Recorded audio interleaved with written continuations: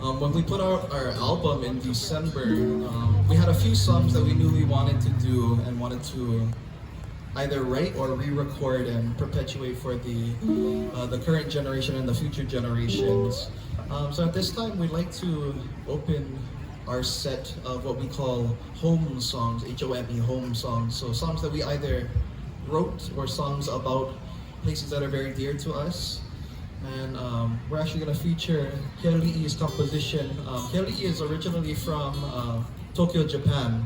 And he boarded with us here at Kamehameha Schools. He's half Japanese, half Hawaiian, so that's where we all met, and that's where we started playing music. But he calls Tokyo home, specifically a place called Kotoku over there in Tokyo.